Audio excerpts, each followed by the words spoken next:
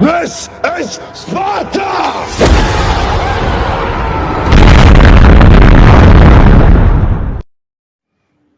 السلام عليكم ورحمة الله وبركاته. حلقة جديدة مع حفني. هنتكلم النهاردة عن جمهورية مصر العربية، عن الرؤساء اللي حكمت جمهورية مصر العربية.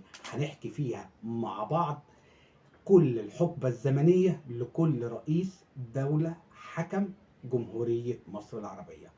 بعد قيام ثورة 52 اتشكل مجلس قيادة الثورة برئاسة الرئيس محمد نجيب ليتولى الحكم من 53 ل 54، ويتم عزل الرئيس محمد نجيب بعد ما قعد سنة واحدة بس. يشكل قيادة الثورة تواجده من 54 ل 56 سنتين حكم للبلاد، ليجي انتخاب الرئيس الراحل جمال عبد الناصر اللي يتولى مقاليد الحكم من 56 لغاية سنة 70. في خلال من 56 بدأ الهجوم من الدول على مصر في سنة 56 بالعدوان الثلاثي اللي اجتمع بين فرنسا، انجلترا، اسرائيل على مدن القناة، وسببوا لينا لولا التحالف الشعبي القوي والبسالة اللي حصلت على أرض الوطن.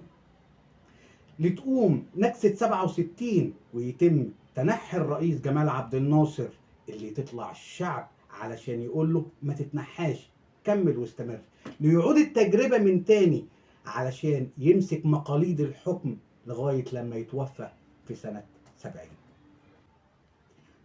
بعد رحيل الرئيس جمال عبد الناصر مسك الرئيس الزعيم الراحل محمد أنور السادات من سنة 70 لسنة 81 لتشهد مصر حرب 73، حرب أكتوبر، حرب النصر، حرب العزة والكرامة، ليتم اغتياله في سنة 81، ليمسك بعد منه رئيس مجلس النواب صفي أبو طالب لمدة أسبوع واحد بس.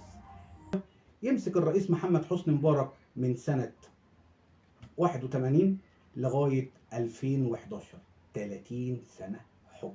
30 سنة حكم تم فيهم بعض الإنجازات، وأيضا لازم يكون فيهم بعض الإخفاقات، لتيجي ثورة 2011، ثورة يناير، اللي الشعب يقول لمبارك شكرا لغاية الفترة ديت. ليتولى بعد منها على طول المجلس العسكري برئاسة المشير محمد حسين طنطاوي، يمسك الدولة من 2011 كمجلس عسكري ليدير شؤون البلاد ل 2012، لتقوم انتخابات ويجي الرئيس الراحل محمد مرسي ليمسك الدولة من 2012 ل 2013.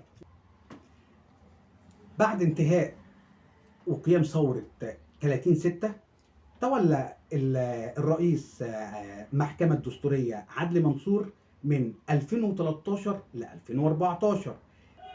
بعد انتهاء حكم الرئيس عدلي منصور في 2014 ليتولى بانتخابات مباشرة الرئيس عبد الفتاح السيسي لغاية 2023، وإن شاء الله مستمرين. علشان نواصلوا مع بعض لازم نتابع مع بعض جميع حلقاتنا على القناة اليوتيوب، وكمان نشترك في الصفحة، وكمان نفعل زر الجرس، علشان أهم حاجة عندنا تعليقاتكم مفيدة جدا لينا، بتدينا دفعة لقدام إذا كانت بالإيجاب أو بالسلب. نشوفكم الحلقة